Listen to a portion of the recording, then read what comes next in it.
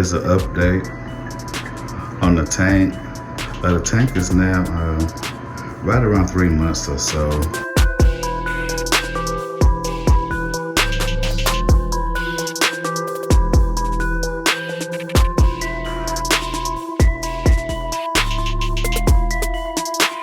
Let's talk about the new addition in here.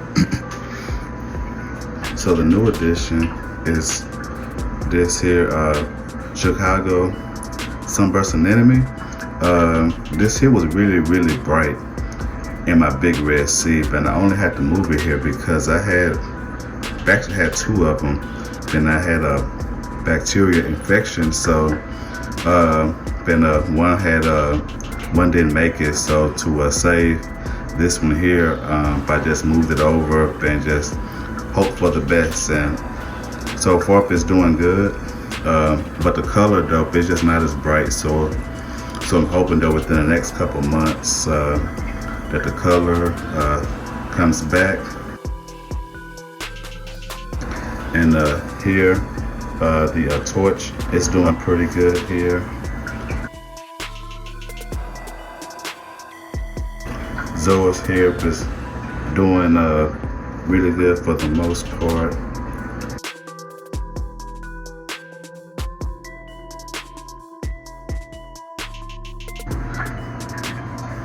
New York Knicks here is not that open right now, but most of the time it's really open here.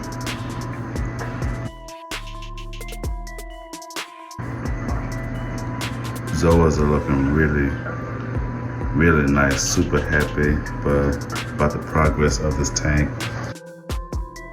You know, and I had a dino outbreak, you know, but I didn't really panic too much. I just took the UV off of my big tank, and it was pretty much gone within 3 days or so. But right now, if I have some cyanobacteria, which to me, it's not like a huge big deal. I'm not gonna dose a whole bunch of chemicals yet. You know, it's really slight right now at the moment. But I still have the same fish in here. The snowstorm clownfish, that's this guy, and this the other guy. These guys are doing really good, and they are actually getting bigger, because when I first got them, they was super duper tiny, you know, really thin, you know, but honestly wasn't sure if they was gonna make it. Then I have this little guy here, and this guy here is actually kind of mean. Actually, if I have a tail spot blaming here, and this guy, he always chases him in. You know, I know you guys see him bullying him. So, you know, if I have to make a decision here soon, if this tank is gonna stay in here, or just add some more fish in here and just see, just to slow down just some of that aggression from this guy, because, you know, fish can be kind of quite territorial. So hopefully this guy calms down a little bit. So, you know, if I'm really not gonna add a lot of fish to this tank, as we're going to be moving in about 6 months or so. So, you know, if I don't want to make the move more difficult than what it's going to be. But I'm really hoping that in my next place that I have a house to where if I can plumb this tank into my big tank and just make it just one system. That way water chemistry be easier, one water change, one testing, because you know I didn't realize the extra work it took to actually maintenance 2 tanks. So That's mainly why I kept this tank, mostly easy corals. Let me show you guys this here amazing boss Ghani, and this guy has never done good for me, but hopefully this guy pulls through. You know, this guy is open, close, open, close. When I bought him, you know, this guy was looking really good, you know, and that's like, you know, that we just never know with the corals we buy, you know. And I got this guy for a really good deal, you know, 175, and you know, you think, you know, 175, and you know, it could be gone in a minute. But this guy has been holding on though for the past couple of months, so we're gonna keep our fingers crossed and see what this gap is gonna do. Show you down below.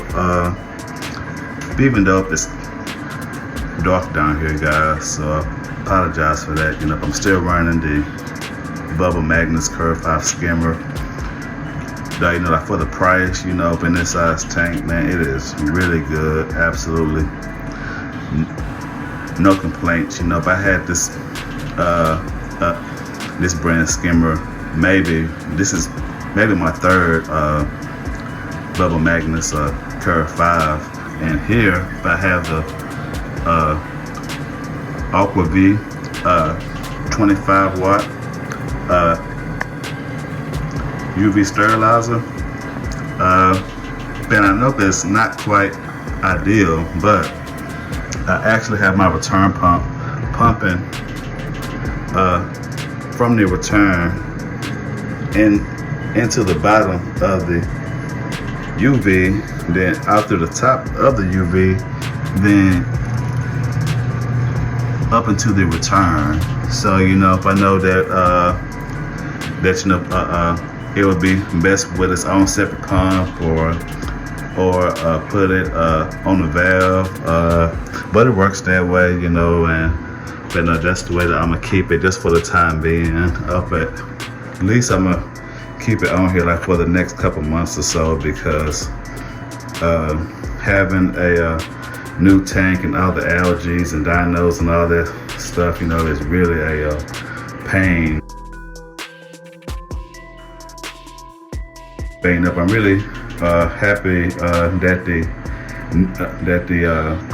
nymph is not walking. Actually, I said it there, you know, just thinking that we was gonna start walking around. Probably been in here for like a month and a half, and it's been in the same spot. So we're gonna keep our fingers crossed. So I'm kind of thinking about maybe getting me a couple damsels. I don't know, just some light blue, light blue damsels, just for some color, you know, and a small fish. I know that can be like a little aggressive, but I'll try them out and just see. I actually have some Springer damsels in my big tank, and they are pretty good, you know, and I have those mostly for pest control for the aquariums, so that's pretty good. So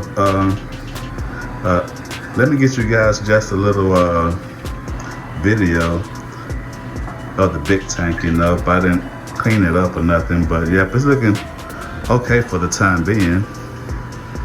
So let's come over here, take a little look here.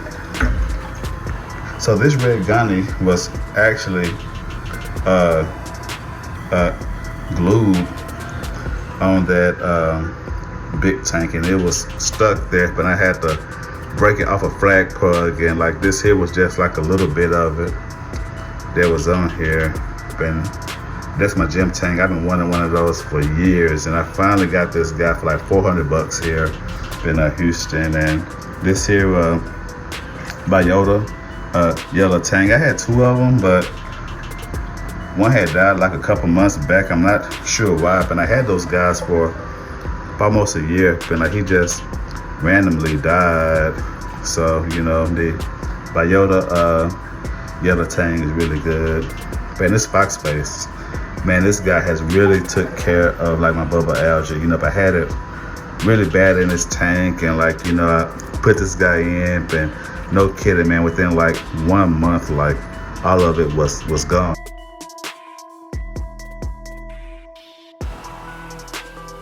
Show you this surprise for here.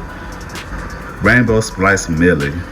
So a Reefer buddy of mine, tank isn't doing good, and you know, he was like, you know, hey Reggie, you know, like, can you hold it, you know?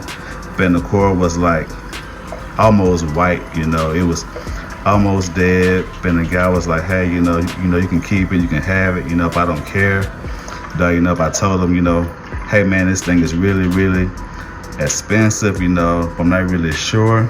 So he was like, hey, just go ahead. So I took it, put it in here, you know, and it's doing great. But I really don't see like the big, you know, hype behind it. But this one doesn't have, I guess, like the reddish and greenish, I guess, you know. So, but he did say that I could cut me a nice size piece off of it. So hey, that's a plus. So here is just a few shots around here, just a few acros in here that's doing pretty good here. And this tank has been running for like a couple years, but I did a full aquascape change last year. But I had the Marco rock in here, but I changed it out and went with this Brent style rock, and it really set my tank back a little bit. But you know, it's coming back now, and everything looks like it's doing fairly good. So just a few frags, you know, if I have here, man. You know, I'm a hobbyist at heart, so you know, if anybody here is in Houston, you know, you can have all these frags for like $50, you know. But this tank here is super basic, just two XR30 blues. If I got a top DY screen top in here, just got the Reef Octopus skimmer, GFO carbon, and ESV 2-part. Oh, I do run an Apex on this system though. But besides that, just want to say thank you guys for watching. You guys have a great day. And let's keep reefing.